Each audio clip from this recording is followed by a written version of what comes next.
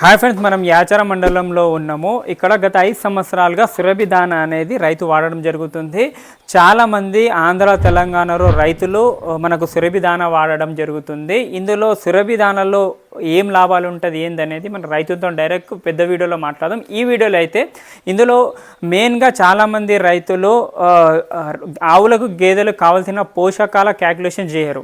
అది చేసి దానా పెడితే ఆవులలో గేదెలలో చాలా లాభాలు ఉంటాయి. మెయిన్గా చాలామంది రైతులు అయితే పత్తికల్లి కందిచున్ను ఎక్కువ మంది వాడతారు. ఈ దానలో సురభి దానలో పత్తికల్లి కందిచున్నుతో పాటు 10 రకాల దానాలు ఉంటాయి.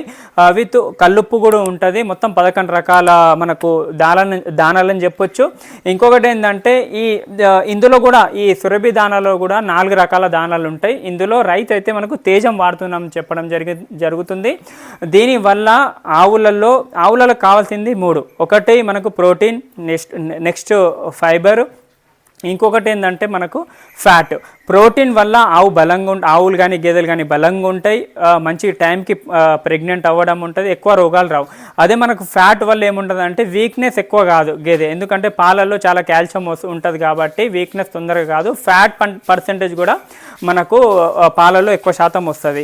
ఫైబర్ వల్ల ఏముంటుంది అంటే డైజెషన్ మంచిగా ఉంటుంది, ఎందుకంటే ఫైబర్ అనేది తొందరగా డైజెస్ట్ అవుతుంది కాబట్టి ఇందులో ఫైబర్ కూడా ఉంటుంది. అన్నీ న్యాచురల్గా 10 రకాల దానాలు వాడుతున్నారు సురభి దానాలని రైతన్న కూడా చెప్పడం జరుగుతుంది.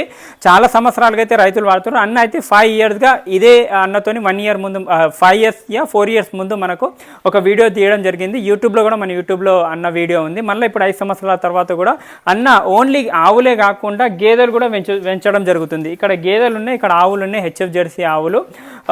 డీటెయిల్గా ఏంటంటే ఎవరికన్నా కావాల్సిన వాళ్ళు, ఈ దానా కావాల్సిన వాళ్ళు ఆంధ్ర తెలంగాణలో స్క్రీన్ మీద నెంబర్ ఉంది, వివరాలు తెలుసుకోవచ్చు. వివరాల కోసం సంప్రదించండి. అలాగే స్క్రీన్ మీద నెంబరే కాకుండా మీ దగ్గర ఉన్న దానా షాపులలో కూడా ఈ సురభి దానా అనేది అవైలబుల్గా ఉంటుంది, దొరుకుతుంది. ఏమన్నా ఇంకా వివరాల కోసం కాంటాక్ట్ చేయండి.